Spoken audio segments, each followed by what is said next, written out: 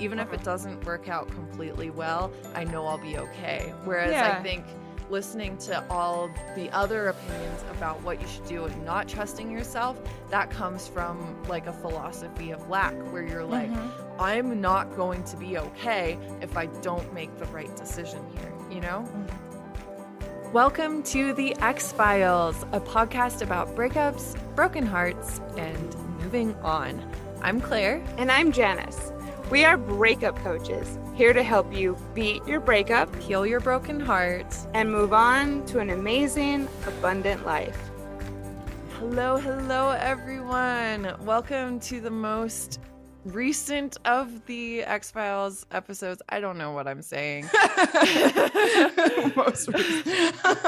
You're here. It is true. It is true. Possibly not by the time you listen. So, you know. Also true. Yeah. But I'm trusting that this was how I was meant to introduce this episode. And we're ready to go. Before we jump into it, I just want to share about our Patreon. Again, we are new to the Patreon world, but we're really excited to offer a lot of extra stuff over there. We're really excited to share it with you. And this basically just helps us continue to create resources for those who are healing from a broken heart and desire happy, healthy relationships with themselves and with others. And if you love X-Files, this is a way to support us and say thank you, and also get access to a lot of extras because we want it to be really worth your time. And yeah, so get the link at the very top of the show notes to become an X-Files insider today. Yep, we can't wait to get to know all of the patrons. So yeah, come be one of the first to join us. And you know, if you've ever DM'd us or if you've ever thought about DMing us and thanking us for the show, this is another way that you can thank us. And if you would like to add power to your moving on journey, if something like building self-trust resonates with you, if you're struggling to put your breakup behind you once and for all, coaching and getting some one-on-one support is a great and very, very, very effective way to do that. We would both love to work with you. Right now, the best way to get information or to set up an exploratory call, I think is where I was going with that. Explorer call is currently on Instagram. So send one of us a DM. We will get in touch with you and make sure that you have all the information and support that you want or need, if that's how you want to look at it. Yeah, exactly. And I think we have options for people depending on what you need. And it's just, you know, it's so rewarding for us. Like today, I'm recording the podcast, going to do a bunch of other work in the meantime, and then I'm coaching this evening. And it's just like, I woke up this morning so excited to, you know, talk to the audience and then talk one-on-one. And it's just amazing. So if you feel called, please get in touch and yeah, continue making my day. Oh, that's sweet. All right. So let's get into developing self-trust after a breakup. I have been really excited about doing this one. In fact, that's why we took a break, because I have been working on it for a little while. Yeah. I thought that maybe we could first make sure that we get clear on what we are talking about when we say self-trust. Yes. So this has been something that I have been working on for a really long time. It's a big part of kind of my hero's journey or my backstory as to how I got here. And when I really think about it, my definition is quite simple. It's that self-trust is my faith in my decision-making ability and my willingness to listen to my intuition. What about you, Claire? Yeah, I completely agree. It's related to confidence. I think you need self-trust to have confidence. And I think when people talk about confidence, a lot of times they're talking about self-trust and that ability to like actually believe that you're making the right decision. When you do make a right decision, you're not second guessing yourself. and you're willing to listen to your intuition, even if it doesn't make sense to other people, especially if it doesn't make sense to other Yeah. people. So yeah, for me, my growth edge for self-trust has been trusting more than just my in the moment feeling. Like when I spiral hard. So Mm. it can be hard for me to remember when I'm like in that dark place of lacking self-trust. It's hard to remember why I made decisions that I made, like how good I even felt like the day before. And I'm just like, no, this is all that exists. Clearly, everything sucks, but Mhm. it's actually fine. And it passes very quickly as long as I just let it pass without attaching too much of a story to it. So for me, it's like I have areas where I have really good self trust where I'm like unshakable. And then I have areas where self doubt, I guess, is coming in.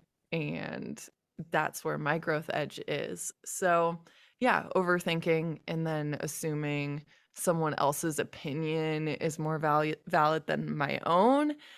That's where I grow the most with self-trust. So giving you an idea maybe of what the other side of it can be. And there's, like 90% of my life I'm like, good, I got it. But, Mhm. when it comes up, it's very noticeable for me. Merriam-Webster, we asked her what self-trust is for her. And um the dictionary said, great faith in oneself or one's abilities. And yeah, so like I guess I was focusing more on decision making, but Yeah, I was going your to say abilities too. this is what the dictionary said, but I also think that for me, it has a lot more to do with decision making. I Yeah. would have maybe put the definition that Merriam-Webster's has more in the confidence. Yeah. But you know what? I like to talk about, what's out there. So, Yeah. that's what this said. No, and I'm sure it depends on the person too, where they're like, yeah, I trust my decision-making ability. I'm just not sure if I'm actually good at the things I'm supposed to be good at, Yeah, yeah, I Like, do think self-confidence and self-trust are related, but different yeah. for sure. Yeah. Yeah. Trust. So we know what we're talking about now. So let's talk about why it is crucial after a breakup. Or, last week we talked about working on yourself. And I thought, maybe we could talk about, why a breakup. This might be a good thing to explore after a breakup. It's a really good opportunity, I think, to kind of strengthen the self-trust muscle. Let's talk about why. So why is a breakup podcast doing an episode on self-trust? First of all, it is really easy to doubt yourself after a breakup if you think that you made decisions in your last relationship that led to pain. Often in relationships, we make decisions based on things feeling really good in the moment, right? Yeah. It's easy to see red flags and still feel good. It is easy to have doubts about something while still riding really high in a new relationship.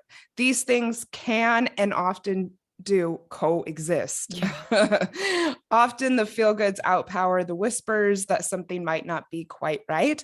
Again, you can have these whispers, but still be feeling amazing. Yeah. And yeah, I mean, so much so that you hear it, but you almost don't notice it because it feels so good. It's really easy to worry that you'll never know if you're making a good decision after a relationship ends. If you use this time to explore what self-trust looks like to you, you can actually strengthen your ability to use your intuition if you use this experience as a case study. And we're going to talk more about how to do that. You might be thinking to yourself, I can't believe all of the horrible decisions I made. I can't believe I ended up with that person. But you can turn that around and use that to strengthen your intuition. So yeah, keep with us here. Yeah. And I think my theory is it comes from experience. So confidence and self-trust is often impacted after a breakup. So you can doubt yourself when a relationship has ended, especially if we didn't want it to. It's easy to feel rejected or feel that the other person didn't choose us and that there's something unlovable about you. It could also make you feel like, how did I not see this coming? I thought everything was fine. Like this really came, I'm blindsided. We hear a lot of the time. And that can impact self-trust because you're like, I trusted this person.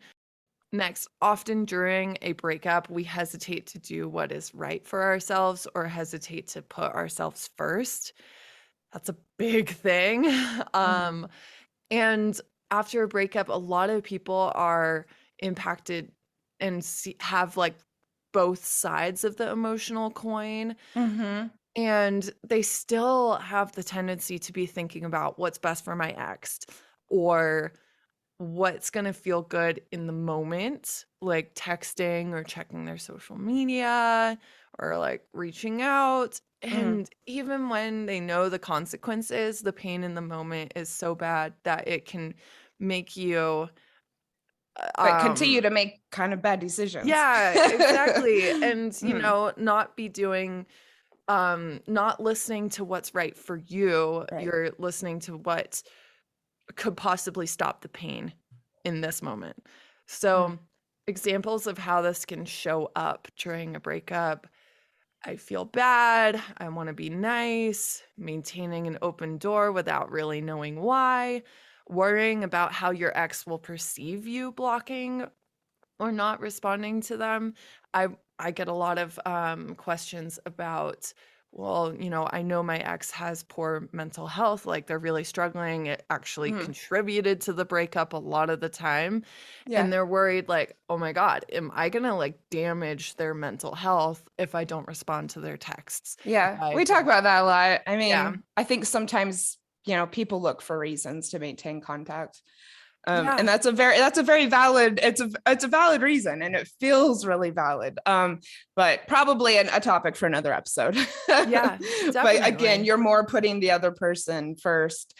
I've been hearing a lot lately, oh, if I block them, you know, they're going to think they're getting to me, or if I block them, you know, I won't look like the bigger person.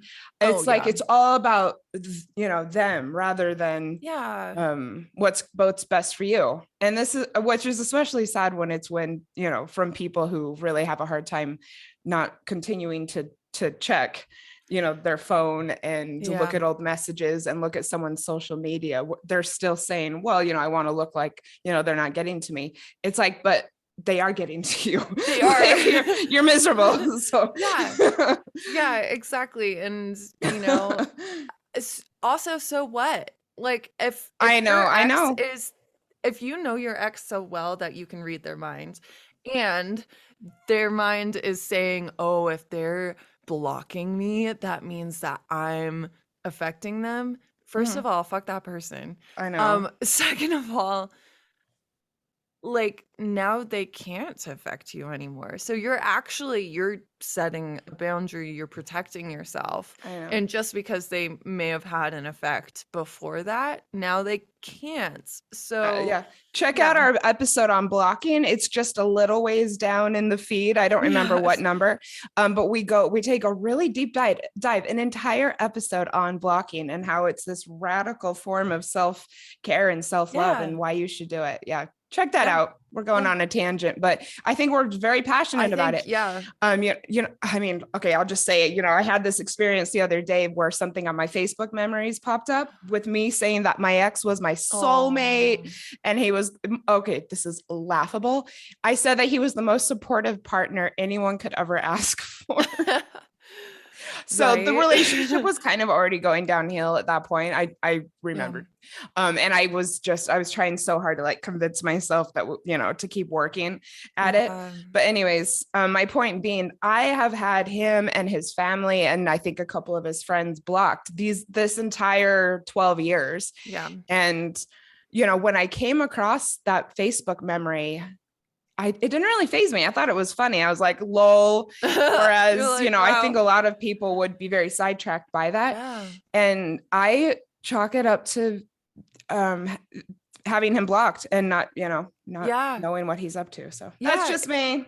And growing your own self-trust, because I think those posts, especially because I've done a similar thing where it's like I have to post this mushy gushy post because I have to prove that I love this person, and it's because I'm not trusting my like little niggle at the back of my brain being like, this would be easier if you actually were meant to be with this person and you wanted, like if things were perfect, not that things are ever perfect. So our language holds us back sometimes. I think the language that we have learned to describe love and relationships does put us in corners, right? Looking for something to be perfect. Okay, that's a sidetracked thought, but I don't know. It's one of those things where you have to wonder when someone's posting something that's like, this person's the most amazing person in my entire life, and like, especially when they're talking directly to the person. This is kind of judgmental of me, but when they're like, James, I love you so much. You are my soulmate, and I'm like, maybe just tell it to them I instead of agree. posting it on the I mean, and Facebook this wall. could again be another episode. Like the Yeah. things that we do on social media when we're in relationships, I've come to be able to pinpoint so many things because I'm in this line of work. I can pinpoint what's going on in someone's relationship based Yeah. on what they're doing online. And I've done Yeah. it myself. I often talk about Exactly. Laundry Boy, and we were ridiculous on Facebook when we first got together. I'm so embarrassed now, and I will never do that again. Yeah. But yeah, it's overcompensating, and I think some Mhm. things are even more special when you just share them with between the Yeah. two of you. But Yeah. again, neither here nor there, right? Exactly. Yeah, and it's all a learning experience. Like, we've all done it probably many, many times. But I just thought it was interesting how you said, like, especially saying that he was the most supportive person, it had an irony after the Oh yeah, fact that you oh can yeah, now recognize. But big time, at big the time. time, if you had more personal growth and stronger self-trust under your belt, which is no fault of your own at the time, it's just part of growing, you might have recognized it in the moment, maybe. Yeah, completely. Who knows? I always like to say I'd like to think I'd make different decisions. Yeah. But yeah, it's hard to say. Though I have been getting out there a little bit and have been making very good decisions. So, Yes, all I right, agree. back to self-trust and why it's so important after a breakup. If we stayed in a relationship that was bad for us or ignored the red flags, it can be easy to feel that we can't trust ourselves. Building this back up is a practice, and then it leads to more self-confidence, and it leads to a lot of self-love, and you'll really be unstoppable. I just happened to watch yet another NXIVM documentary over the weekend. It's just by coincidence that I watched it when I happened to be writing this episode. It was really good. It's called Seduced: Inside the NXIVM Cult. And it follows the story of that woman, India, whose mom had gotten her out. Hmm. It's like, I think, a 4-part series or something.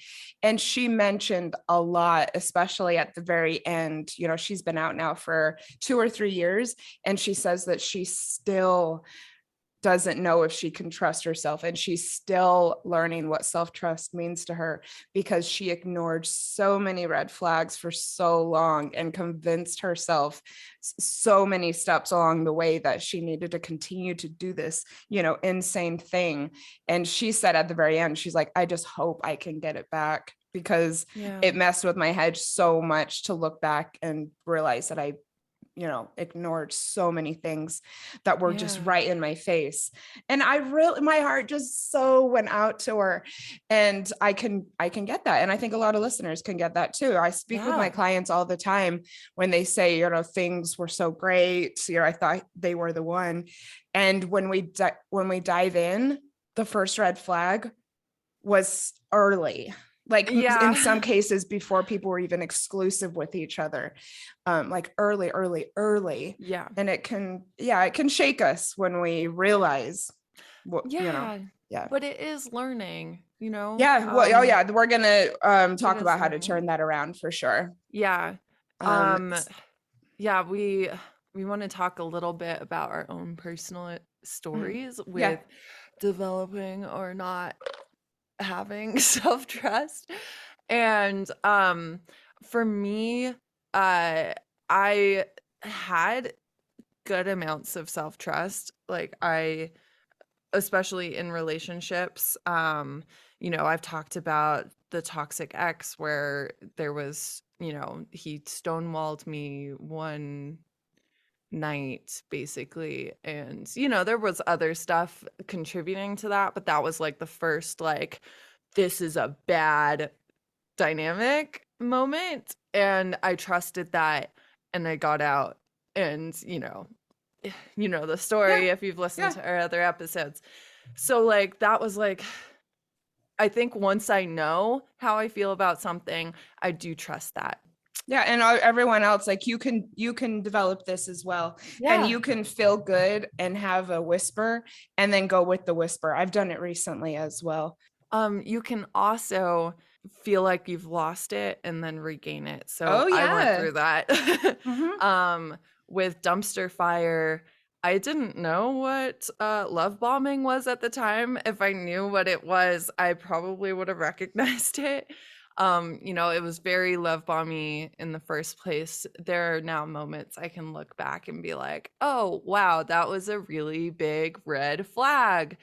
Um, and that actually was one of the biggest struggles for me after the relationship, because it was the first time I really 100% was like, this is it. Like, this is the guy.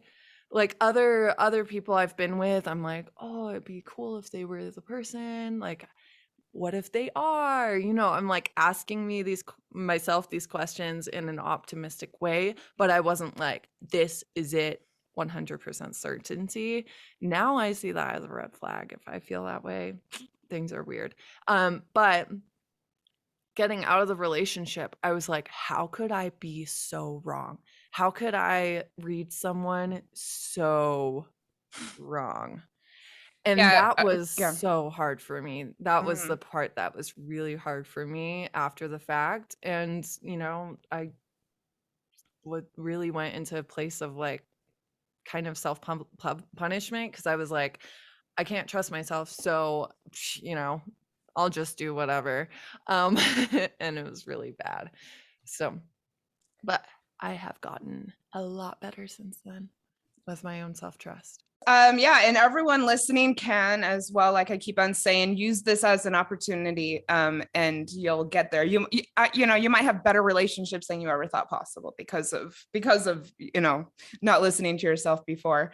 And another reason that building self-trust is so important after a breakup brain. We know that this resonates with a lot of people. Breakup brain can make us feel like we are out of control of our actions and can lead to us doing things that we wouldn't do otherwise.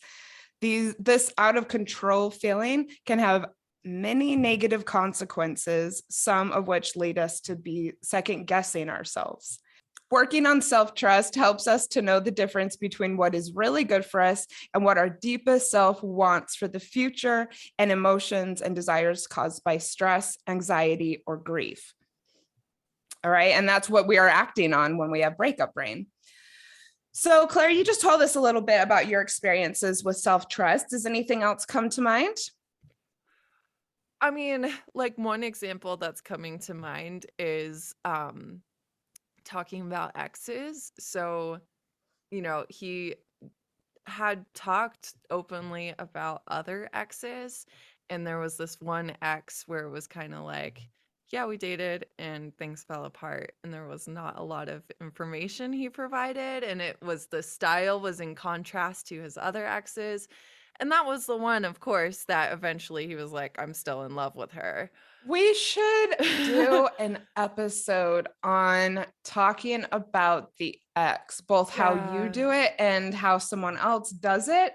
Yeah. I personally, I don't know if I have a little bit of experience. My abuser would say that his ex was crazy and he had all these Yeah. outlandish stories about things that she did. And, Right. I came to find out that it was very much the other way around. So I do have experience with it. And again, a red flag that I didn't just ignore, I convinced myself to not look at it. Yeah. But I think that can make for really interesting episodes. So if anyone has any, like Yeah. crazy stories about the way that someone talked about an ex that came back to be very revealing, hit us up. Maybe we can share your story Yeah. on an episode. Yeah. And it really rubs up close against self-trust, because I remember the moment when this was happening, and I literally was like, it felt like something paused in me, and I was like, nah, and continued with my life. Like, Mhm. there was a moment where something felt off, but I didn't it was almost like I didn't even like pay attention to the moment. Like, I recognized the moment, but it was it's kind of like when you have been in a room so many times that you don't even really like look around at the room. You notice things, but you're not paying attention to things. It's like Mhm. that, where it's like, yeah, I noticed that the sign had fallen over or something, but I wasn't Yeah. like, maybe I should fix the sign or Mhm. something. Yeah. Yeah, so it is really interesting, like recognizing those pauses after the Uh-huh. fact. I'm thinking I about think my own they're experience now that you're making a saying this as fact. well. And God, it is so complicated. Yeah. Ignoring red flags and cognitive dissonance, which I think we need when we're in a really bad situation and we Yeah. convince ourselves to stay in it. It's such a complicated thing. Um, yeah, I can definitely say that it really, really, really messes with your ability to trust yourself in the future. Yeah. I very intentionally decided I was going to work on my self-trust and my self-reliance, because when I was living in Australia, I cannot overstate the horrible decisions that I made. I mean, and again, cognitive dissonance, where it's like I knew something was wrong and I knew something was false, but I kept myself going because I didn't want to look at the other options. Mm. And it was hard for me I didn't want to take responsibility for my life. I was always, hoping for a hero, hoping that something external was going to fix things. And my life was a complete disaster. I didn't have anywhere to live. I didn't have any money. I didn't have a job. I didn't have anything in my life that I felt proud about. I didn't have the ability to be faced with a problem and just sit with it. And it was very destructive. It had a horrible concept. It had a horrible impact on my life. And so when I was at my most rock bottom moment, I finally decided that I was going to work on this, and almost like I was going to start shutting other people out, which I know it sounds negative, but for me, I just felt like I've lost my ability to navigate the world alone or without the input from others. And so I actually have to deliberately exclude others from my life Yeah. for a while. And and also might sound lonely, but for me, it was transformative. And I did get it back eventually, for Yeah. sure. And I know that people can as well. That's awesome. Okay, so why is self-trust important for overall well-being, for dating, for breakup recovery? Let's talk about it. So first, it helps us make better decisions in dating. Wow, what a Yep. concept. Mm-hmm. There's often a strong desire to do things better in the future and to not repeat past mistakes after a breakup. So part of developing self-trust is learning about the subtle signs as we are exploring a new situation, like meeting someone new, that we just need to take time with in order Yes. to grow and develop. So, growing our relationship with this inner guidance system can only lead to more comfort making decisions and making tough decisions. Decisions that are better for us overall, but they're hard to make in the moment. Yeah. Yeah, Yeah. When you short-term. feel good around someone, Yeah, it can be hard to say that doesn't mean that they're the right person for me. yeah, Yeah. yeah, Another reason self-trust is important after a breakup and overall is it helps us be prepared to be single and to be prepared to spend time alone.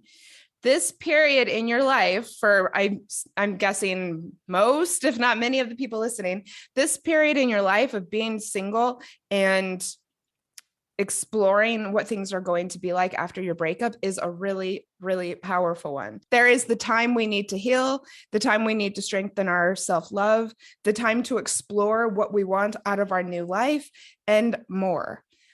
All of this calls for self-trust, both because you'll be spending time on your own more and because you're responsible for creating these growth opportunities. It's all on you. Okay. This really does come down to stepping up for yourself. yeah, So the more self-love or self-trust that you develop, the more you will get out of this time. yeah. It building self-trust also helps us self-soothe, which is super important, Yeah. especially after a breakup, but Mhm. also, going through a relationship or working in the world. Like we need to be able to give ourselves what we look for in other people, right? Yeah. So being able to turn to loved ones for support is a very beautiful thing. It's Mhm. a wonderful aspect of your relationships. It can add so much to the experience of working through grief. And but knowing that you can emotionally carry yourself through may have a transformational impact as you learn about how you show up in relationships and how you deal with stress. Yeah. Being reliant on something or someone outside of yourself to get you through things Mm-hmm. is going to hold you back. It's going to impact Yeah. the fullness of your life, Mm-hmm. if you have to pull an anchor with you, Right. right? Mhm. Yeah. So, And not that leaning on others is, something that we're trying to discourage you from, but it's the ability to take care of yourself that you need. yeah, And I know that a lot of people who listen to this show, consider themselves to be anxious attached. yeah, And this is one of the most fundamental characteristics of someone who identifies as anxious attached is the inability to self-soothe. yeah. And I know that this is something that a lot of people want to overcome. And Mhm. so this might be a way to begin to do that. Yeah, exactly. Mm. And, there's different tactics to do this. I think what we're saying is to work on becoming less dependent on just one single person who can soothe you, Yeah. For me, I was like anyone I can Yeah. pull in, I would take. When I was Yeah. in Australia, it was, I had a pretty big handful of people. And it wasn't, I mean, I have had times in my life where I just had one person. Definitely when I was married, Yeah. it probably drove him crazy because I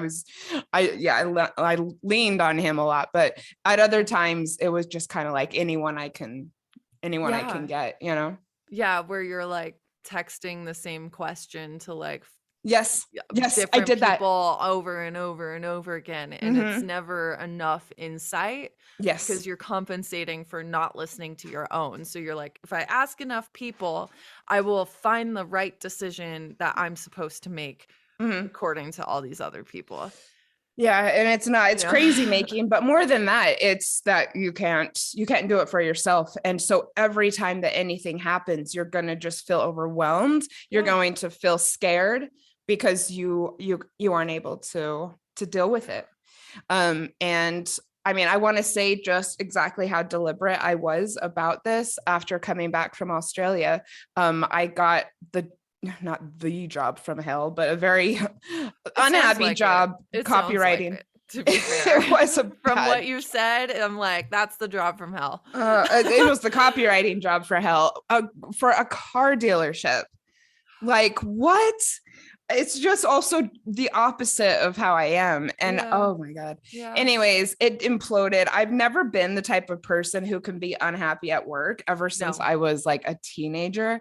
So it all kind of it ended, Yeah. which I'm very grateful for sure. It led Yeah. to and partially because I had developed this self-trust, it led to much better things once it Yeah. all ended. But the day that it ended, I was in the parking lot waiting for my Uber to go home, and I had the feeling swell up in me that I needed to reach out to someone for no reason. Just I was Yeah. kind of upset. I was feeling anxious. I was, it's an upsetting situation to have a job end.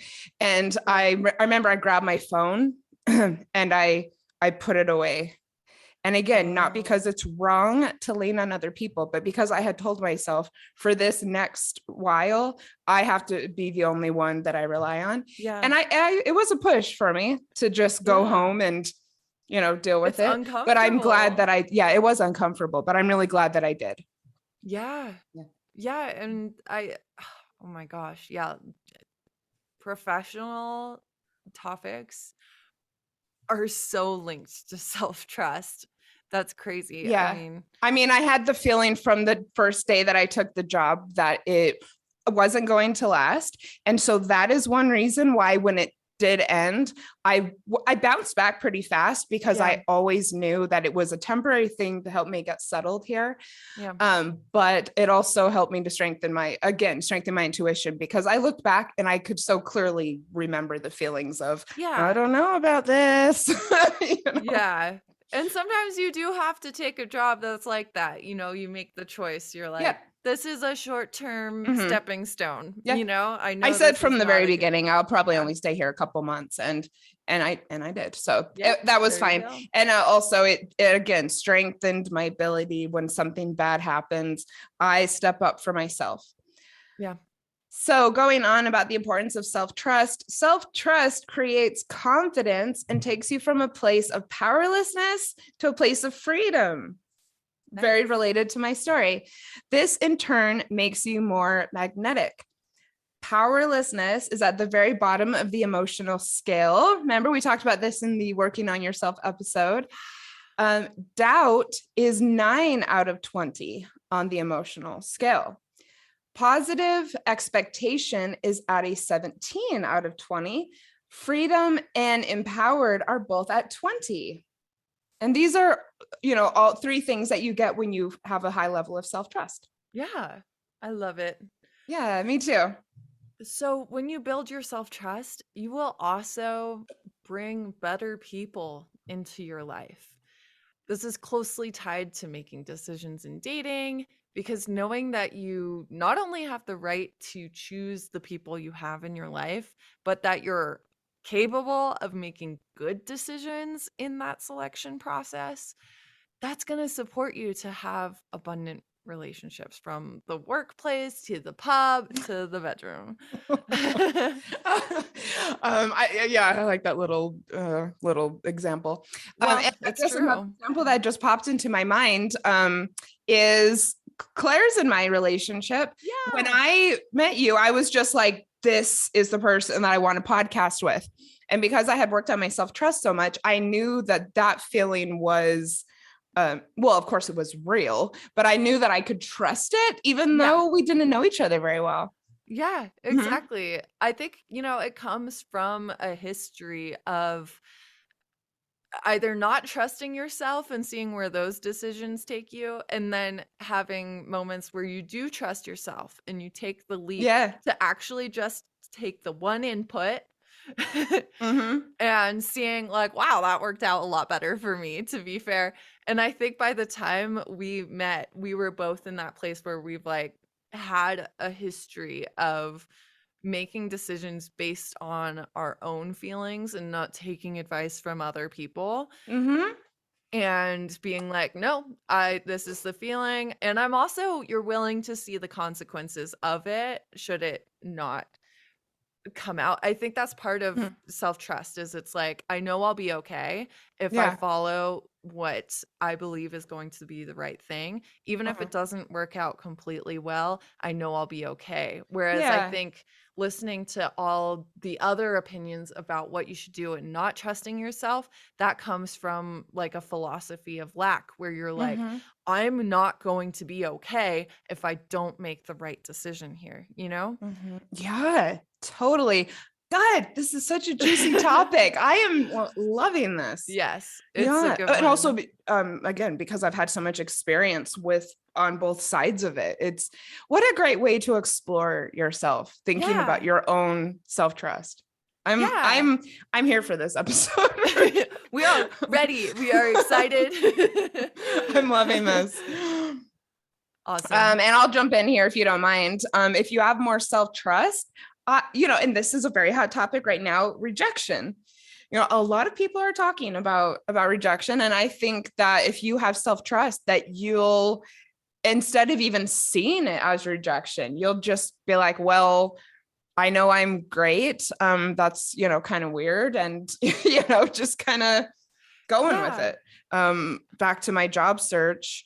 Um, you know, I can't tell you how much I hate job searching.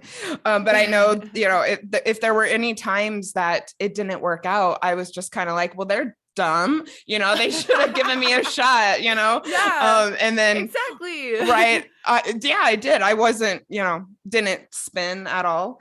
Yeah. I had an experience in my freelancing business about a year ago. I told you about this, Claire, where someone just kind of dropped me, like no Oh, yeah. reason. Everything was fine. They just were They were kind of, very happy with it, you know? yeah, they were were just even saying, yeah. Mhm.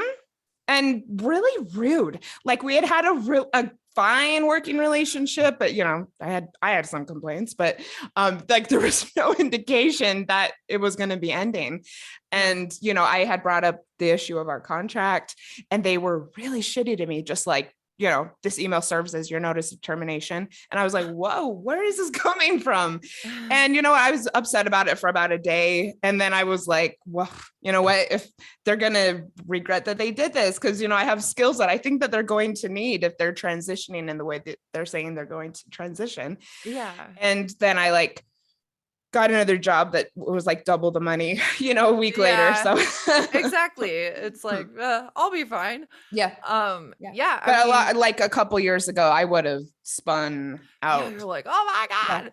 Yeah. Mhm. I mean, speaking of professional self-trust, right? I spent a long time working at an animal shelter. It's hard work, it's important work, but it also was very much wearing on me. And it was Mhm. kind of like every day I'm like, I need to leave this, I need to leave this. And then the Mhm. pandemic happened and Mhm. I was furloughed. And I was like, great. I should have just done this myself. But, Yeah. I Yeah. was I've like, been there oh, I as knew well. this was the right thing anyway. I just was Uh-huh. taking a while to do it. Mhm. Because it's Yeah. like, yeah. There were a lot of hidden blessings from, Yeah. pandemic job losses. Yeah. So another reason why self-trust is important, and we've kind of touched on this, you will go after the things that you want in life more powerfully, and therefore you'll have a greater likelihood of getting them. Yes. Yep. Oh, yeah. Because Exactly. just as listening to the signs or feelings that something isn't right for you, self-trust helps us develop confidence and competence when we Both. feel something is right. When we Yeah. approach something we want with this level of confidence, we will be much more likely to achieve it. Yes. Yeah. 100%. Yeah. I mean, that's job interviews pretty much just all about like beaming out that self-trust and Yeah. self-confidence. Mhm.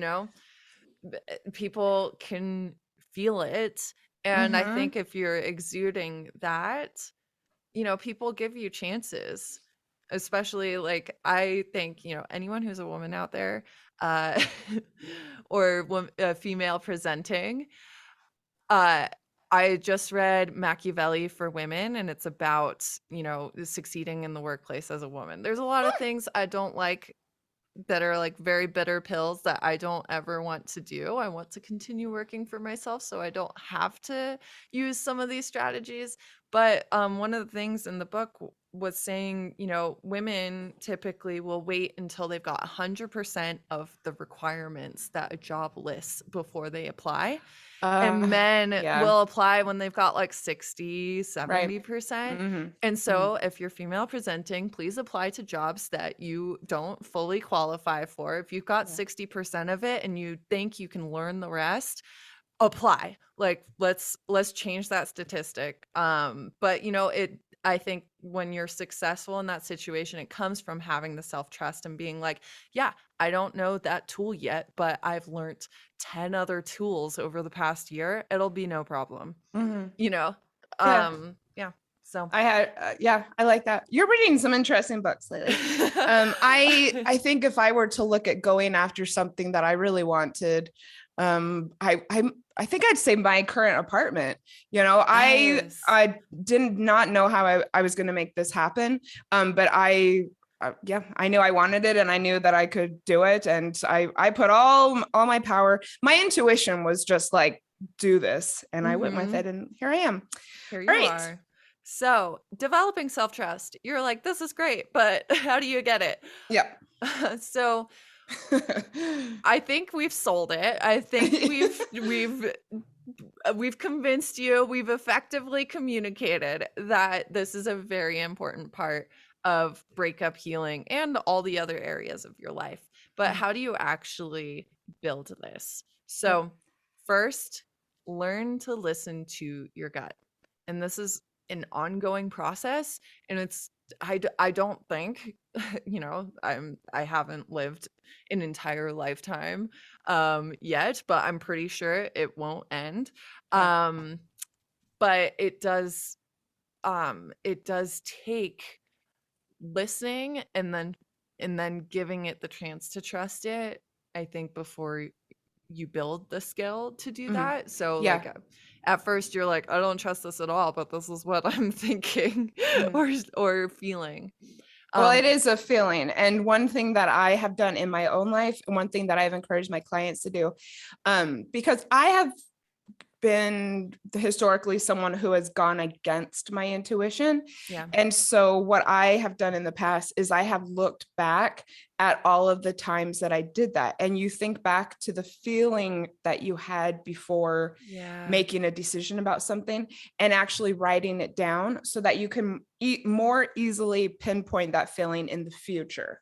So for instance, something that came to mind when I was doing this a while back, I would often be in the first day of class when I was in college and have a really bad feeling about the professor. No, that's the worst. But because like maybe I needed the class, or I had already signed up for it or something, I would push through.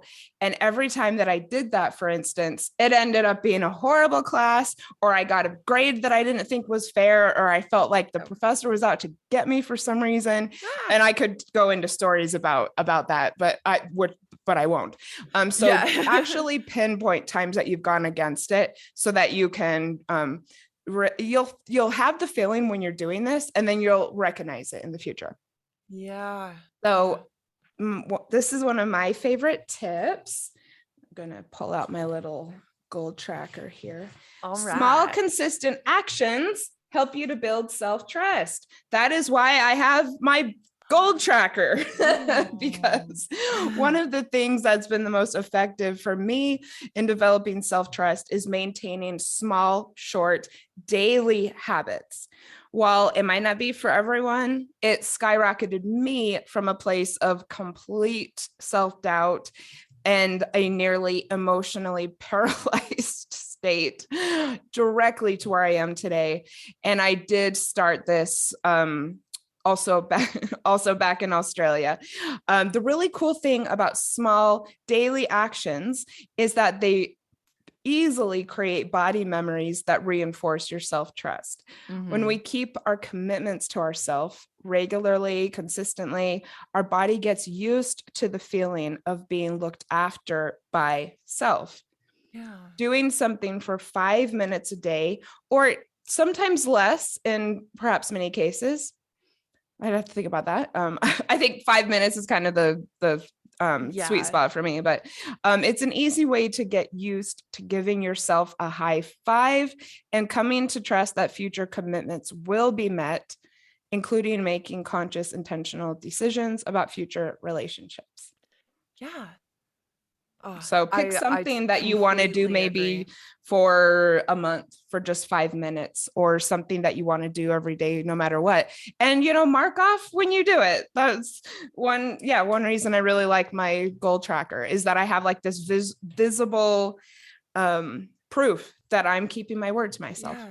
What would you say to someone who's like, I would do that, but I'm worried that I'm not going to follow through and then I'm going to feel worse about myself afterwards because I just, I can't stick to something for a full month. Like, that's Well, that's crazy. why I would say it just has to be 5 minutes. Yeah. Because I do think that 5 minutes is something that you can stick to. And I would also say start with a week and do something Yeah. for 5 minutes and then add on another week. Pick something that's really reasonable Yeah. and feasible, realistic. Feasible. Yeah. Can you think of any other synonyms? Gentle. I don't know. Yep, that's what um, I would say. And I would say if you are asking that question, I would say that that's a really good indication that maybe you should be this working is on your important. self-trust. If that's your worry that you won't show up for yourself, Yeah. this could just transform your existence. Yeah. Yeah. And another way to manage it, if that's still you're like, my life is all over the place, like, I don't know, is to say, okay, I'm going to do this for a month and I want to hit 90% of the days. And that way you have some more flexibility. You're like, wow, today was insane. Like, I literally don't have a moment to think I want to crash into bed right now. Mhm. It's okay because you can still hit that 90% as long as you come back tomorrow Yeah. and, I mean, still do it. yeah, completely. I think, pushing yourself, there's something to be said for that as well. But Yeah. yes, sometimes good enough is good enough. Yeah. Exactly. All right. So another thing you can do to build your self-trust is to learn to say no. How do you say no? It's scary.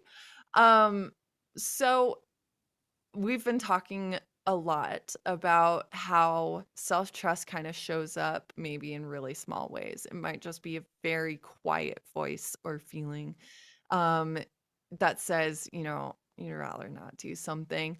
Um and yet, like, we hear about this all the time. If you're in the personal development podcasting like world, you're listening to this, a lot of it is about how to say no to others Mhm. and be able to do that.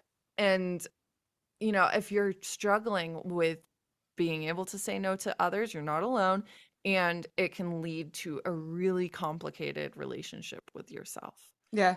Because it's not Um just saying no to others, it's saying no to yourself too. Yeah, Mhm. exactly. Yeah, you're saying no to yourself in order to say yes to others. Yeah. Yeah. And That's what I yeah, thank you. I know.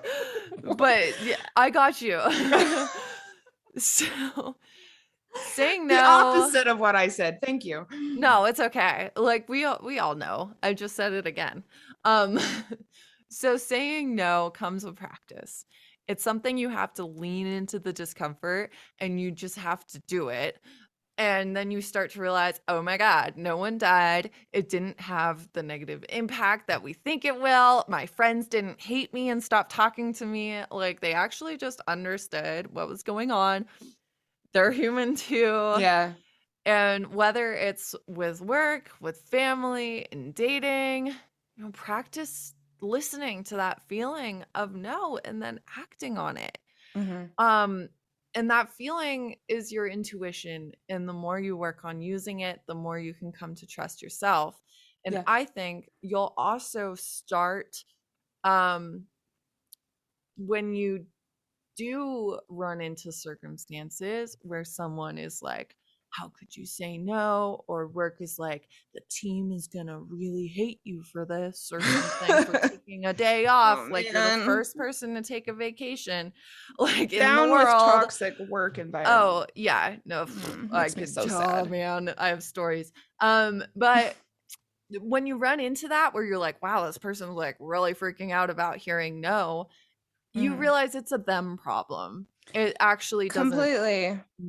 it doesn't mean anything about yourself. In Yeah. fact, you're like, well, the people I want to be around in the environments that I want to be in, I want no to be an Yeah. option Yes. for Yeah. them, for me, Mhm. for everyone. And also, you're not responsible for anyone else's reactions. And knowing that is a Yeah. great way to develop self-trust. And it's a great way to have healthier relationships and a better time dating, Yeah, is knowing that, the only reaction you need to worry about is your own. exactly. Yeah. So this really ties in quite closely to boundaries. I'm just realizing that, I did a clubhouse the other day and we talked about boundaries, and everyone on the panel said that for them, it started at work and then it bled into their personal life. And so I would challenge people, if you're listening to this and thinking that this sounds very confronting, that you might want to start these things at work. And one of them is, boundaries. What do you say yes to? What do you want to say yes to? What do you want to say no to? What are your hard lines? Yeah. I have very hard lines around my time, and establishing that at work first has helped me establish it in all areas of my life. Yeah. Do you know how you want to be treated by others? Do you know what your expectations on yourself are? Do you know what your expectations of others are? Getting super, super clear on your boundaries and then enforcing them is a great way to come to trust yourself over time. Mm. So, this is something I do with my clients. If anyone ever says, I want to go on the apps, or I think I want to start dating again, if they don't know what their boundaries are, we hold back a little bit. Yeah. And, your boundaries do change and Oh, shift yeah. over time, but you should have an idea of some of them Oh, before you completely. start dating. And Completely. you'll find more along the way. But Yep. And that's self-trust. Boundaries are, it's self-trust completely. yeah. Another way to develop self-trust: do the things that you know are good for you or make you happy. Look for ways to feel good.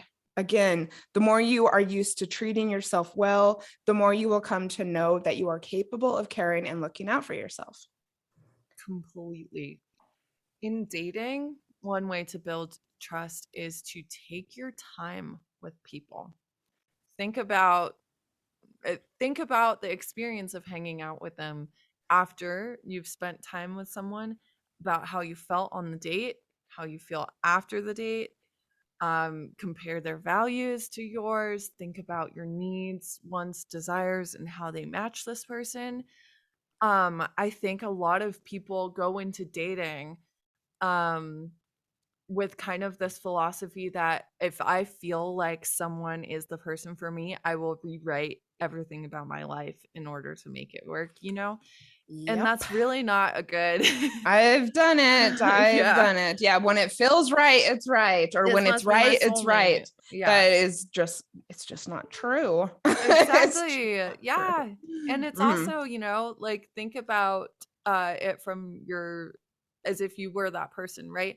You wouldn't want to be dating someone who seems like they're so amazing and they're into all the same things as you and this is so crazy. And then you find out that it's because they've just been changing their mind about literally everything in order Hmm. to come into alignment with you. It's like Yeah. it doesn't feel authentic, and it also doesn't like it feels disingenuous and like you don't even know the person. Like, Interesting.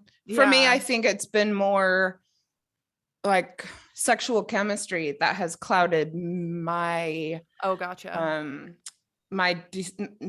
clouded my judgment, I think. But Yeah. yeah, but surely I think when we're dating, that yeah, people might have a tendency to also change themselves to find Yeah. someone. Or like because the sex is so good, you're like, damn, like this person is, we are romantically so Mhm. linked. Yeah. A lot of people Um, say, I've never felt this way. Well, yeah. which is great, but what do you like? What's going on in the brain Yeah. as well? Yeah, like if someone told me I've never felt this way, I've never felt calmer, I've never felt more myself, I've never felt like I've been more free and compatible with someone, that Uh-huh. would be different. But generally, when they say, I've never felt this way before, it's I've never felt these insane Yeah, chemistry, completely. Yeah. sex You know. vibes. Yeah. Hmm. It's never usually about I feel calm and I Yeah. feel peaceful Or like I've never seen felt or before. supported. Yeah. It's Yeah. just the kind of It's chemical, yeah, physical exactly. things that people are talking about. Yeah, so, Uh-huh. listen to your own language. When you're describing someone to your friend, what are you talking about exactly? Yeah. Like, are you Hmm. talking about how you think that this is a really, um, like a really compatible life partner? Or, if maybe you're more traditionally minded about relationships, you're like, he has a good job, he wants 2.5 kids just like I do, and a white picket fence. Like, he's, He respects my space and my yeah, boundaries. it's not usually about yeah. Right. So, Yeah. yeah. Yeah, that's interesting. So beware of chemistry, compatibility, that new relationship energy, NRE. Accept that you can be excited about and attracted to someone without it necessarily being an actually good match. Mhm. So, continue to take your time to really feel what you're feeling, even when you're enjoying these feelings. Don't rush. Slow down. Listen to Yes. Janice's episode. Many things that I say, including spend time alone. This was one of the best and most effective things that I did to build self trust. So often, when we feel uncomfortable about spending the weekend alone or going on a holiday by ourselves or going to a restaurant by ourselves, it's because we don't trust ourselves to look after ourselves. We don't trust ourselves to entertain ourselves. We don't trust ourselves to be comfortable. We don't trust ourselves to just to be good company. And leaning into that discomfort and deciding that this is something that you're going to overcome is a fun way to build self-trust. If we, that's what it is. Spending the weekend alone, I know is hard for a lot of people after a breakup. And I think it comes down to not trusting yourself to know what to do with the time, honestly. Yep. So I would say work on that for sure. Another thing that you can do, give yourself time to get really clear on your feelings, your desires, your intuition. All right. You can do this in so many ways. And often it is, maybe turning off the TV, turning off podcasts, not this one though. And, actually going for your walk and just listening to music or spending time meditating, journaling, thinking about what different things feel like in your body. In fact, just ask yourself that, the next time you feel uncomfortable about something, think about the sensations in your body. The next time you feel comfortable about something, think about how it feels in your body. And once you learn to listen to these feelings and associate them with your intuition, it becomes easier. Another way to develop self-trust: what do you love about yourself? This This, one's so I good. think, has a really, really great snowball effect for confidence, self-trust, self-love, how you show up in the world, how you show up to others.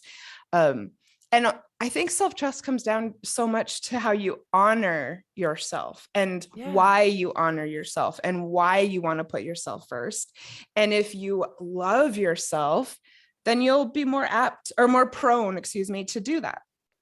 Yeah. Yeah. And I think so much of the messaging that we receive is about not loving yourself and is about your worth coming from loving other people, not so much from like, wow, that person has such a great relationship with herself. Mm. No one really says that, but they do recognize it. Oh, I mean, you can, but I mean, they probably have In some self-trust. communities, maybe some circles, not generally walking down the street. One last thing that I do, Claire, maybe you can tell me what you think about this. If you want to develop self-trust, at the beginning of each day, think about what you want out of that day and then give it to yourself. And again, this is about body memory. This is about decision making. This is about showing up for yourself. It's about commitment. It's about not just coasting through life, letting things happen. It's about getting in the driver's seat of your life and taking the reins and making it happen for yourself. And over time, you will, that it leads directly to self-trust. Yeah, and it's building awareness as well. If you're not aware of what you're feeling and aware of what you want, how do you just accidentally stumble upon it? Yes. And but I think people who lack self-trust don't even want to think about that because they don't trust their ability to achieve anything.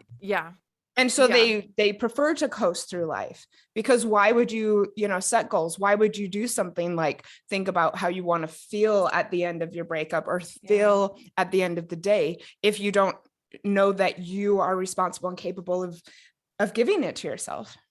And I've lived unintentionally in the past. And that was probably a big part of what it came down to is, I've fucked up my life so bad. I've made so many horrible decisions. Why would I think about what I want? I'm not going to have it anyway, No. If I'm honest. Hey, everyone out there, I am the opposite of that now. I mean, I can't even, overstate. I'd have to say I'm probably one of the most intentional people I know. Definitely. And you know what? Sometimes you got to hit rock bottom to to get there. But also I think it's really, really valuable that I can look back and see what it's like not to have self-trust and to see the opposite of that. So if you are listening to this, just please know that it's possible, but it also starts small and slowly, Start small. One small way to start: positive affirmations. We love our affirmations here. So we covered so much on today's episode that it might seem like self-trust is like a bigger job than it is. We like to be comprehensive, so that's why. And this also happens to be definitely one of Janice's favorite topics. Mine too, whether I call it self-trust or confidence or intuition. Like, we love this shit. We're passionate. We're passionate about what this has done for our lives and what it can do for listeners and clients. So we hope you will take what really resonates with you, start small, build on it, and then return to the episode when you're ready for more. In the meantime, one way to make meaningful shifts is to use affirmations. We have put together a list for you to use in your self-trust path. If you want a bunch of tips on using affirmations to heal from a breakup, be sure to check out episode 25, The Power of Affirmations, along with the bonus episode or bonus resource right after.